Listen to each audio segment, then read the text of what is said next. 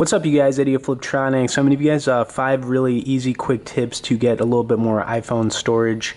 I mean, we all run into a point when we're running low and we'll get a message that says storage almost full. I mean, it really doesn't matter what size iPhone you have. Eventually, you'll hit this mark, especially if you're like me and you have a ton of like games and apps, installed. Before I get into these tips, you guys, I would appreciate a like and a share.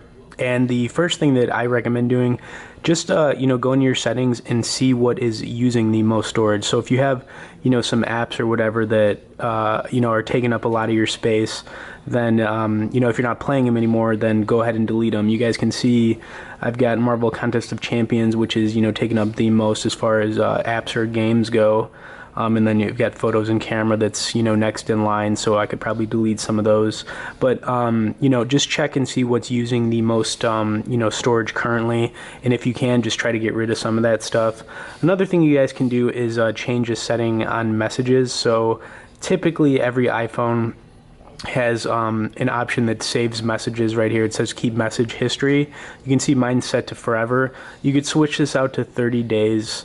And then after that, it'll delete some old messages. So, I mean, honestly, I think that's totally fine. So that's another setting you can change.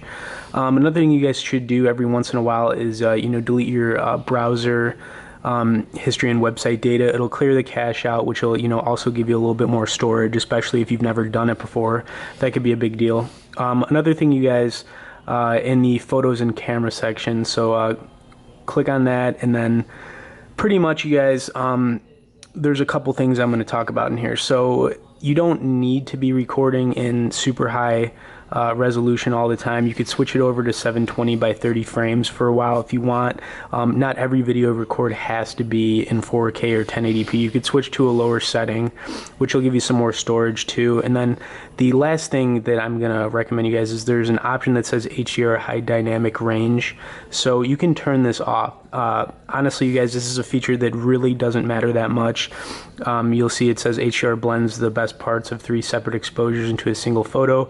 As long as you're shooting some good quality photo and you have good lighting, this really isn't that big of a deal, and it's something you guys could turn off. So those are just some of the settings you guys can change. It'll give you a little bit more storage. It'll help you out, and I would totally appreciate a like and a share on this, you guys. As always, stay tuned for more and be sure to subscribe to our channel.